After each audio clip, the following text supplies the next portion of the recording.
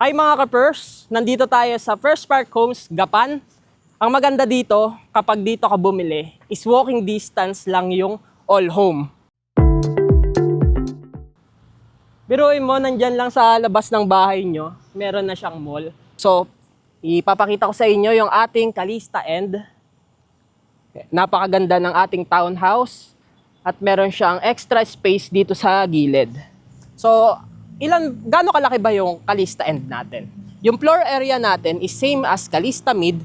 Meron tayong 40 square meters. Yung lot area naman natin ay typical lot area natin is 60.5 square meters. Pero pwede siyang mas tumaas. So, syempre, kay first, pwede mo na siyang lipatan yung mga bahay natin. Hindi mo na kailangan magpa-contractor para magpagawa ng fence and gate kasi kasama na siya sa ito-turnover sa inyo. Ito yung kanyang carport area. So sa carport area, kasya po dito yung isang sasakyan. Pero kung yung mapupili nyo po is yung malawak yung space dito, yung malawak na lot area, pwede nyo pa siyang kahit up to 2 or 3 cars. Napakalawak ng Calista End na to. So ikaw na lang bahala kung paano mo de-designan yung bahay mo. Meron akong mga nakita sa iba, sinakop nila hanggang dito, naglagay pa sila ng another room. So check natin to. Pero kung ako yung mag-a-avail dito, syempre lalagyan ko siya ng mga bonsai. So ang ganda siguro ng paglabas mo, may fountain, tapos may bonsai dito sa gilid, tapos may mga koi fish. Napakaganda ng ganun design, parang Japan homes. So, sa labas, meron rin siyang kasamang power outlet. And itong faucet. Pasok tayo dito sa back door naman. Para maiba. So, sa back door, unang-unang bubungad sa atin, yung kitchen. So, sa kitchen nila, napaka-elegant, napaka-linis, kulay white, napaka-linis ng design niya. Siyempre, hindi mawawala. Siyempre, pag nagluluto ka, para hindi ka na lalayo pa, ito na yung rep.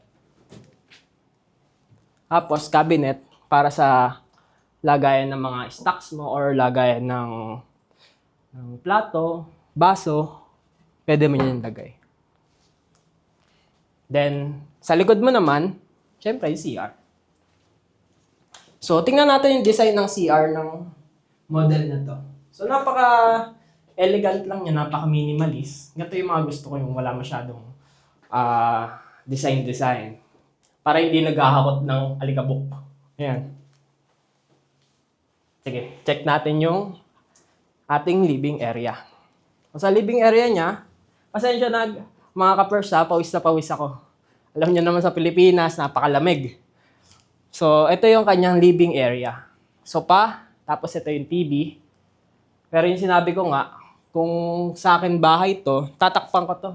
Lalagyan ko siya ng wall, tapos lalagay ko yung TV dito. Tapos sa likod naman sa ilalim ng hagdanan, dito yung storage ko. Lagayan ng cleaning materials, ng mop, ng wales, para hindi masakit sa mata. Ito yung kanilang dining area. Meron siyang 4-seater na dining area. Ang maganda pa doon, dahil end unit yung unit na to, habang kumakain ka, pwede kang tumingin sa labas. Imaginin mo kung umuulan, tapos ganyan, kumakain ka ng sopas, napaka-relaxing. So sa likod naman, meron din siyang bintana. So, akit tayo. So, ayan. Makita ko sa inyo. Ayan. Napakadami niyang bintana. Even sa taas, meron din tang bintana dito. Napakaganda ng pasok ng natural light natin. So, anong material ba yung ginamit sa stairs? Siyempre, semento. Ito naman, precast na cement. Meron na rin siya, siyempre, steel railing. Pasok tayo sa dalawang bedroom. Unahin na natin tong master bedroom niya. Napaka-cute naman ng design na to. Siguro babae may-ari. Lahat alos pink, even yung sa baba. White and pink yung motif niya, saka gray. Napakaganda. So, syempre, Calista End yung unit niya. Kaya, meron din siyang window dito sa kabila. So, imagine mo na lang, gigising ka ng umaga, nasisikatan yung mukha mo ng araw. Pag dilat mo ng mata, gantong view yung makikita mo. Pakita mo, kuya. Ayun, oh, ganyang kalinis. Talagang sulit yung investment mo dito. Siyempre, meron siyang mga room partitions na nga, nakasama. Ibalik lang natin yung yung blinds. Balik natin.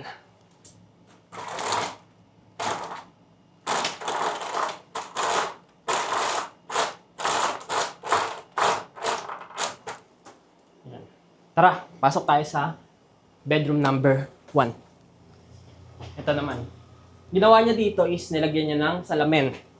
Ang galing. Solo to. Yung nakatira dito is solo lang siya. Kaya yung ginawa niya sa another room is walk-in closet. Napakalaking closet na naman na ito. Lagay ng bag, mga collections na bag. Diyan na nilagay yung mga collections niya. Tapos, ito. Yung mga shoes, sandals, diyan nakalagay. Yan, ito, may 4 pa siya na cabinets dito. Pakaganda ng design nito.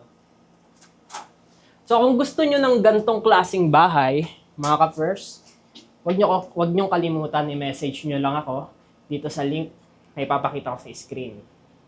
Yun lamang po. See you! Init!